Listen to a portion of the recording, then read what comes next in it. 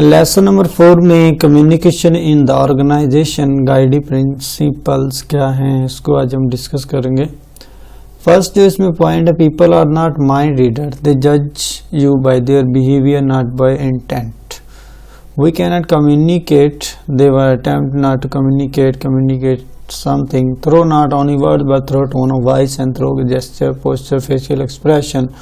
We constantly communicate those around us, though through these channel we constantly receive communication from others। मतलब जो readers होते हैं, जो पढ़ने वाले होते हैं, जो सुनने वाले होते हैं, समटाइम वो आपके माइंड को नहीं जज कर रहे होते, आपके बिहेवियर को भी जज कर रहे होते हैं।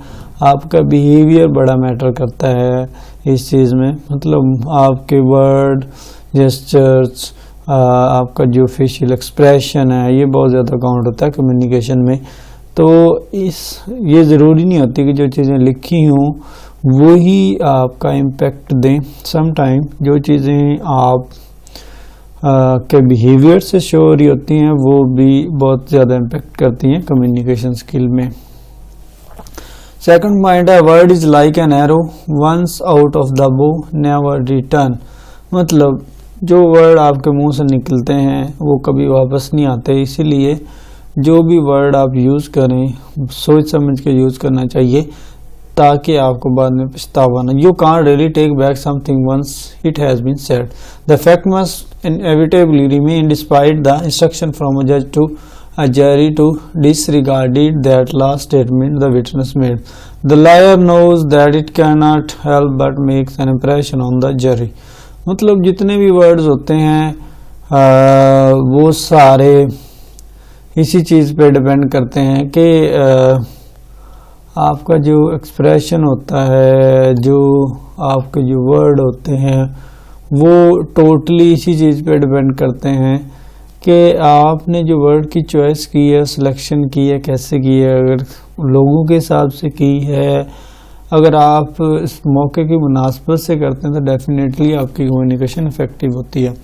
We don't exchange idea, we exchange symbol that stand for ideas. वो कहते हैं जी हम एक्सचेंज आइडियाज़ को एक्सचेंज नहीं कर सकते, हम सिंबल जो यूज़ करते हैं वो उनको हम चेंज कर सकते हैं। मतलब हमारा पॉइंट ऑफ व्यू, मतलब हम जो हमारा वे है कम्युनिकेशन का वो थोड़ा सा स्टाइल डिफरेंट हो सकता है, लेकिन जो आइडिया हम किस आइडिया पे बात कर रहे होते हैं वो स्पेसिफिकली और सेम होता है, उसी पे हम बात करनी होती है। मेडिएटेड कम्युनिकेशन क्या है, इसको डिस्कस करते हैं। This level of communication when two or few people use some intermediate means for carrying their message.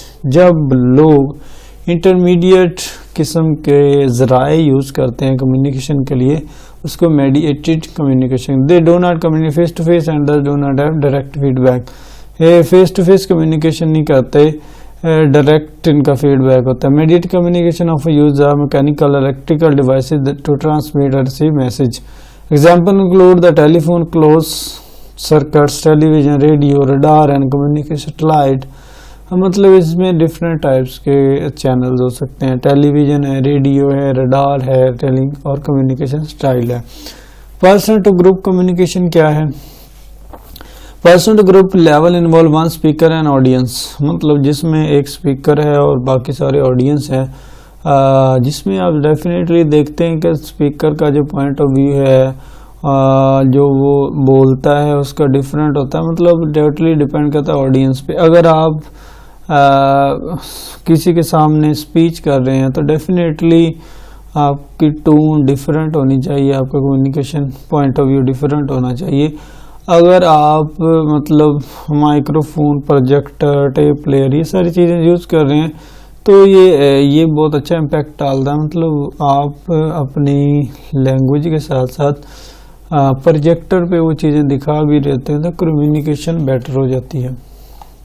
Mass communication में और क्या चीज़ इंक्लूड है, mass communication include message and to large public dissimilar anonymous distance audience using some intermediate instrument to transfer.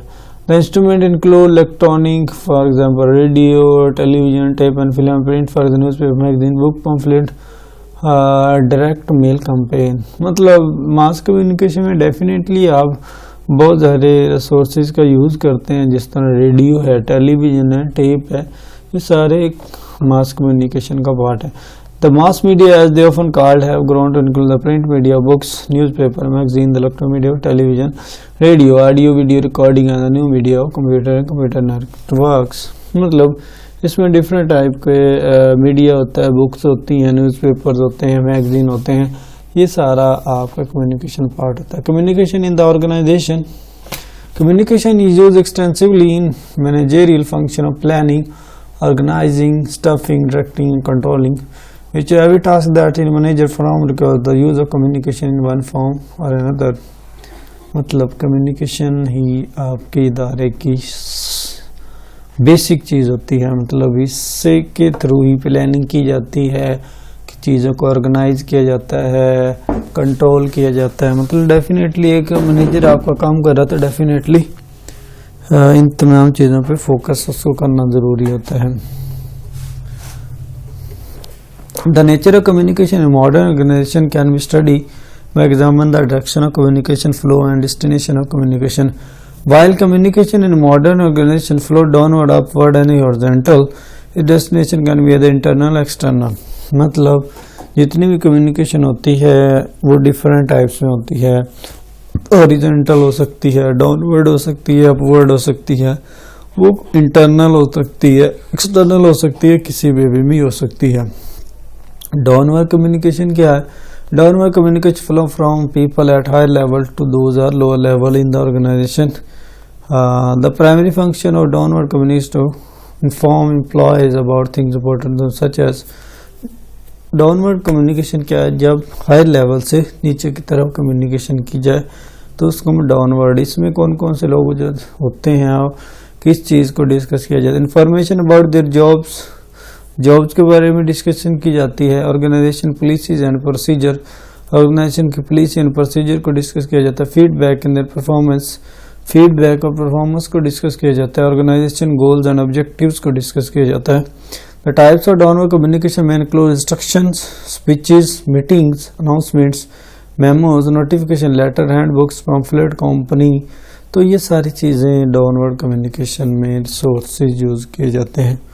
Y is needed, क्यों ज़रूरी है? Definitely अगर आप मैनेजर हैं तो डेफिनेटली आपको जो डाउनवर्ड हैं या आपके नीचे लोग काम कर रहे हैं, जो सबऑर्डिनेट हैं, उनको चीज़ें बताने के लिए, ट्रेन करने के लिए, प्रमोशन के लिए और तमाम चीज़ों के बारे में गाइड करने के लिए कम्युनिकेशन ज़रूरी है।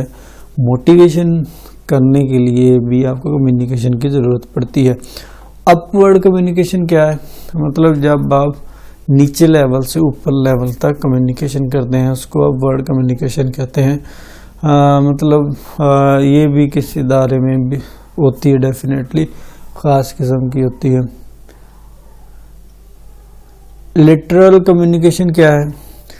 It include horizontal flow of information with people on the same or similar horizontal organisation level and diagonal flow with the people at different level who have no direct reporting relationship. Lateral communication is to speed up flow to improve understanding and coordinate efforts for achievement organizational objectives। इसमें different types की communication होती है, मतलब जिसमें different लोगों को involve किया जाता है, उनके point of view को discuss किया जाता है, जिसमें मतलब अदारे की बेसिकली प्रॉब्लम्स को सॉल्व करने के लिए, ड्यूटीज़ परफॉर्म करने के लिए, मीटिंग्स के लिए, लिसनिंग के लिए, नोट्स के लिए, मेमोज, डिस्कशन और प्रोजेक्ट्स को डिस्कस करने के लिए इस तरह की कम्युनिकेशन होती है।